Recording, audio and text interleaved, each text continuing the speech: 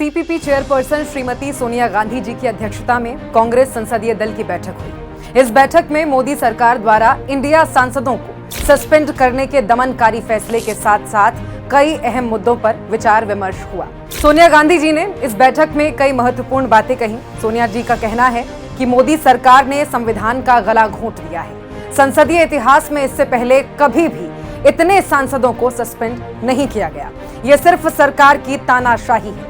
इसके अलावा सोनिया जी ने महिला आरक्षण बिल का मुद्दा भी उठाया। सोनिया जी ने कहा कि सरकार जल्द से जल्द महिला आरक्षण बिल लागू करे और इसमें ओबीसी सहित सभी समुदाय की महिलाओं को शामिल किया जाना चाहिए। भारत में लगातार बढ़ती आर्थिक असमानता का मुद्दा भी सोनिया जी ने उठाया। उन्होंने सीधे तौर पर इसके लिए प्रधानमंत्री मोदी को जिम्मेदार माना है। उन्होंने कहा कि अर्थव्यवस्था के मामलों में प्रधानमंत्री मोदी के दावों और हकीकत में बहुत अंतर है। जम्मू कश्मीर पर कांग्रेस का स्टैंड बताते हुए सोनिया जी ने कहा कि जम्मू कश्मीर का पूर्ण राज्य का दर्जा तुरंत बहाल किया जाना चाहिए और यहां जल्द से जल्द चुनाव होने चाहिए। सोनिया गांधी के जनहित के मुद्दों को भी पुरजोर तरीके से उठाया है।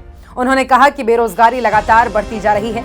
देश का धन उद्योगपतियों के एक चुनिंदा गुट के हाथों में दिया जा रहा है। रोजमर्रा की चीजों के दाम आसमान छू रहे हैं। देश के गरीबों को जीवन यापन करने में परेशानी हो रही है। हमारे लिए जरूरी है कि हम इन मुद्दों को जनता के बीच लेकर जाएं।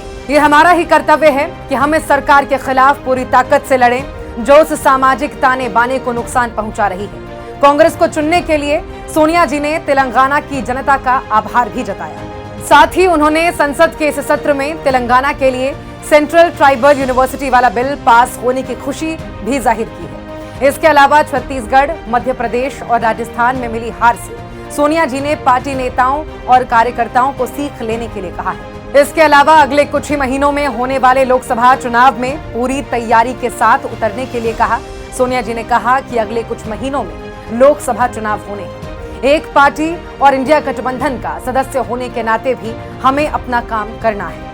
सोनिया जी ने कांग्रेस अध्यक्ष मल्लिकार्जुन खड़गे जी के नेतृत्व के लिए उन्हें धन्यवाद कहा और कहा कि कांग्रेस सड़क से संसद तक जनता की आवाज उठाने के लिए प्रतिबद्ध है, लोकतंत्र की रक्षा के लिए संकल्पित है।